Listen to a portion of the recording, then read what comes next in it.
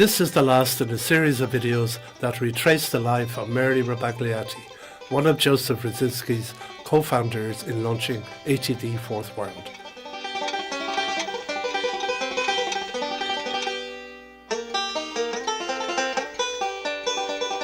In 1974, when she had lived for 6 years at Frimhurst family house in Surrey, England, she was interviewed there for a documentary made by Pathway Films.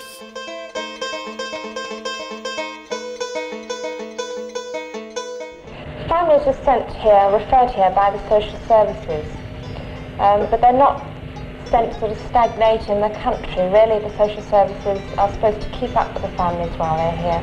They may stay here from 6 to 9 months, sometimes longer. It depends very much on the family. We don't like to be rigid about this.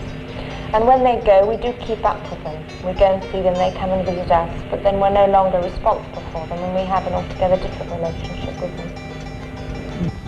Friendships are made at Frimhurst which last many years after the families have left the home.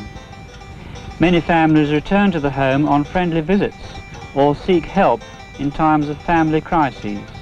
And groups of families that meet at Frimhurst keep in touch with each other and help each other when times are difficult.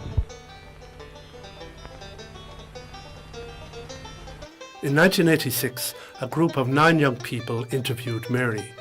They had grown up in poverty and met Mary when they lived at Frimhurst as teenagers a decade earlier. Now in their 20s, their goal in interviewing Mary was to learn why she had stuck with ATD Fourth World for so long. What do you remember about meeting me at Frimhurst? You were so bossy, you kept coming around and saying, do this, do that. Frimhurst was like a prison with all the chores you assigned. Quite true. I don't deny it. I am a bossy person. When we first came, I thought you were a nun. I honestly did. Because I remember Christmas when we were doing the play for the party. Afterwards, we were sitting up all night and drinking those cans of lager. When the others said, quick, hide them, Mary's coming. But then you came and drank some, so it turned out you weren't a nun after all. No, definitely not a nun. I remember your mum, who was on her own with the 6 of you children. She'd had a very difficult life and you weren't easy. You were a very difficult one back then. Aw, give me some credit. Well, give some credit to your mother, I'd say. What was so amazing about her, about all your parents, was that they worked miracles to bring up you children in the face of all sorts of adversity. There have been times when they've been fed up or depressed, but they retain this amazing spirit. It's a tremendous sort of faith that somehow things are going to change.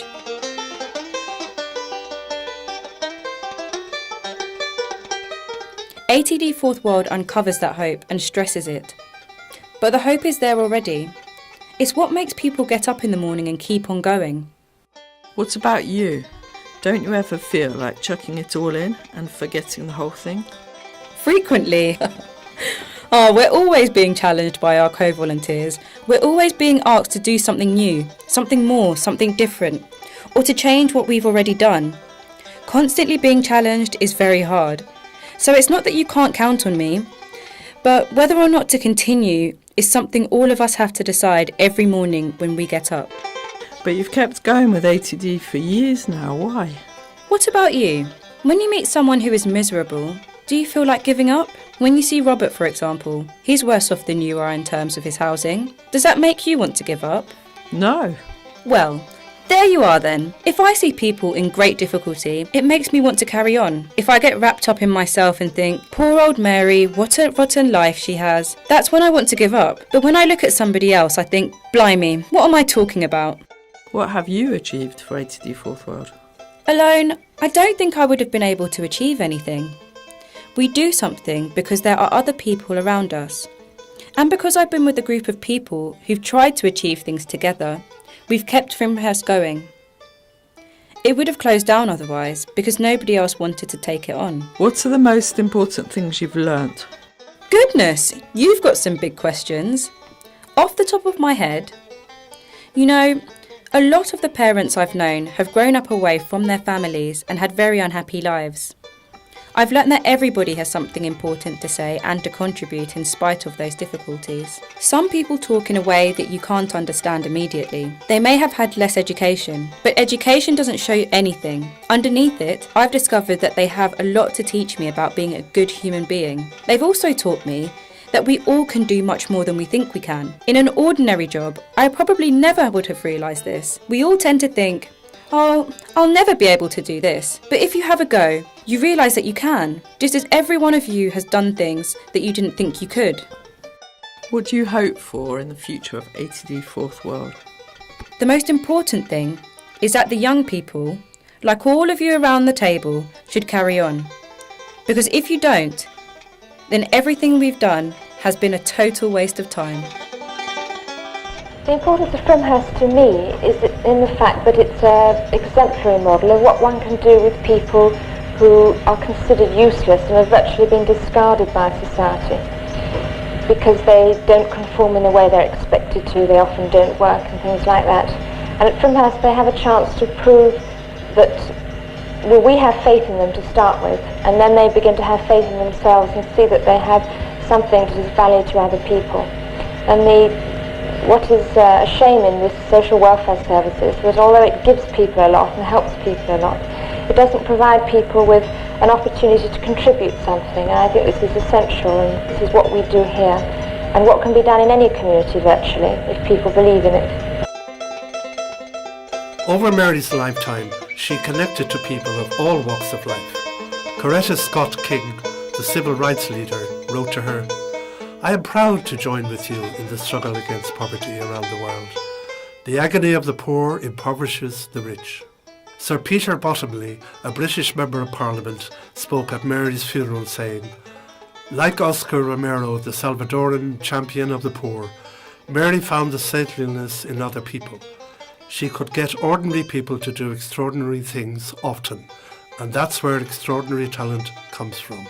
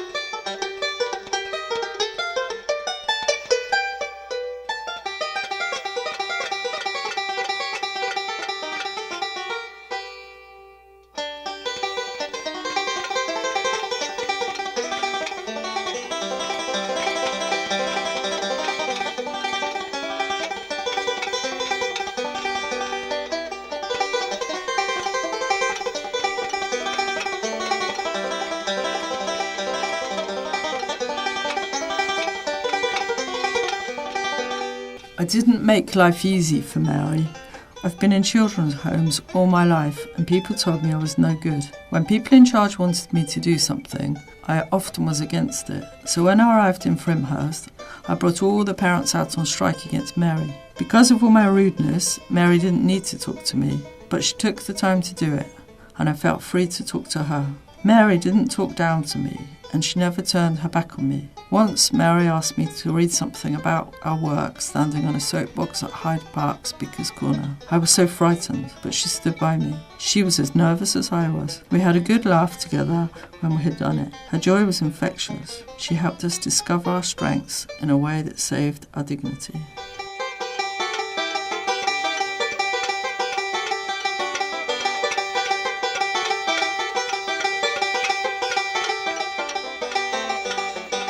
This video concludes the series about Mary Rabagliati's life.